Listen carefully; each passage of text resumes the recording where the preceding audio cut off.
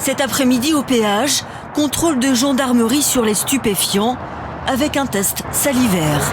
Tous les conducteurs contrôlés seront négatifs, mais certains se déclarent fumeurs occasionnels de cannabis. Ça m'est déjà arrivé de fumer, mais jamais avant de conduire ou quoi.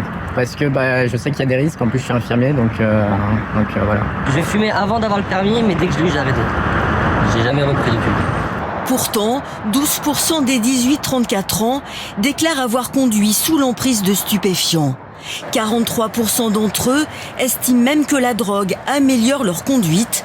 Totalement faux, alerte la gendarmerie. Au même titre que l'alcool, ça n'a jamais apporté une bienveillance, une vigilance accrue au volant. Bien au contraire, ça vous allonge tout ce qui est réactivité au volant. Il y a 2 jours, cet automobiliste de 30 ans était contrôlé positif. Le week-end, j'ai consommé du CBD. Je l'ai acheté au tabac, tout simplement. Et moi, je pensais que c'était légal. Et au final, si, c'est passé au test salivaire positif. Le CBD provoque des somnolences. Et comme le cannabis et la cocaïne, il est interdit au volant. Le jeune homme risque jusqu'à 4 500 € d'amende et 3 ans de suspension de permis.